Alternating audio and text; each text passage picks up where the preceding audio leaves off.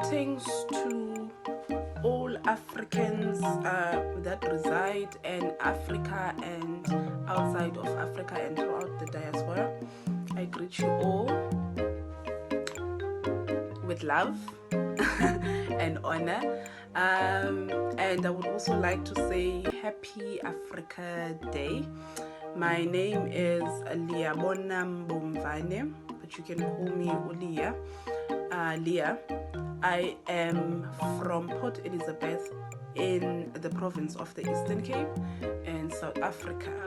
What it means for me to be an African, for me, oh my God, when I say I'm an African, it means a lot of things, you know. Some of the things that it means are painful, you know. Some bring anger, some exude negative emotions. When I say I'm an African, you know, when I think of being an African, I think of strength. We have no reason to fear because we have been through the hardest things and we came out alive and kicking and stronger than yesterday. So being an African for me means strength. Being an African for me currently in 2020 means endless possibilities, as we are aware that a lot of countries are very interested in Africa now. They're interested in what Africa has to bring and what Africa is, you know. They're interested in what Africa has to offer, which is good. For the first time, people are not interested in Africa to loot our resources and minerals, but they are interested, well, they still are looting our resources and minerals, but they are interested in knowing, in listening to Africans define what Africa is, you know. It's endless possibilities because now we have a lot more platforms to speak the African stories that are told by Africans also, you know. But it also does exudes a lot of anger from me. Being an African reminds me of greed that came from our colonizers, reminds me of exploitation that came with our colonizers, reminds me of the social injustices that Africans had to endure throughout years. You know, and years. You can't talk about Africa Day and not speak about the African Union. Back in the day, when it was first founded, when African Union was first founded, it was called the Organization of African Unity, OAU, which was founded in 1963, 25th of May, which is why I am saying Happy Africa Day. So we've been saying Happy Africa Day for 57 years. This is the 57th year. 25th of May 2020 would be the 57th year. So back then it was the Organization of African Unity, right? It was founded in a gathering that took place in Ethiopia, in Addis Ababa, led by or hosted by Haile Selassie, the king. So that gathering sought to invite all countries that have gotten their independence and find a way to unite the African nations. So those leaders back then understood. And when I say those leaders, I'm speaking of leaders like Kwame Nkrumah. I'm speaking of leaders like Upol, the Rwandan president that led Rwanda through the Rwandan genocide. I'm speaking of Gaddafi. I'm speaking of Haile Selassie. I'm speaking of Robert Mugabe. You know, the list is endless. So the leaders back then understood that fighting without unity will not take us anywhere as Africa, right? They understood that our freedom was meaningless if not all the African countries were free. They understood that with only unity can they be able to beat the West. So what they were preaching then was Pan-Africanism. So they were saying, let us unite, because united we stand and we thrive, but divided we fall.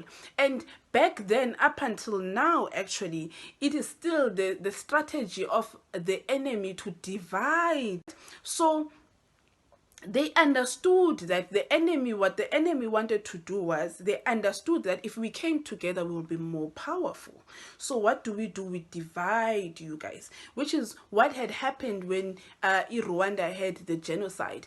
It was not the enemy that was killing them, but it was the enemy that was killing them here, because they were then killing each other because they were divided. So the Organization of African Unity that time, what it preached was unity. That let us, the countries that have found their independence, let us then help the countries that have not yet gotten their independence, because we have gotten it, and then we might be able to assist and offer our resources, right? And when they met, a resolution, or rather a what do we call this? There's a document that came out, right? They developed a charter. That's what we call it. We call it a charter.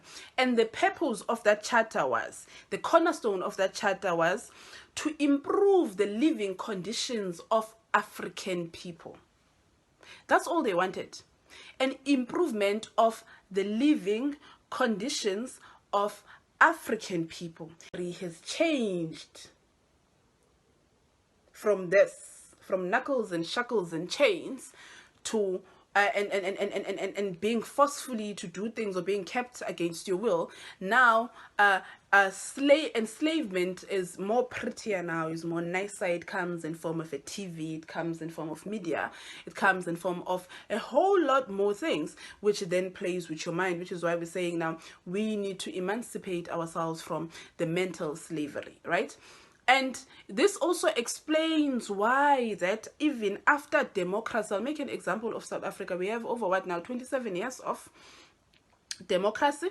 Why after freedom, after we received independence in South Africa, a lot of the spaces, or a lot of the businesses, or a lot of the resources that are supposed to bring the country money are still in the hands of the oppressors? Because what we were given was freedom in terms of democracy, but not freedom in terms of liberation. That's what had happened, which is why now even in our freedom, the people that still benefit are still the capitalist system, are still the colonizers, are still the Westerners, which is why we are still struggling as Africa. And we don't understand how is it that we're struggling as Africa while we have the most resources in the world.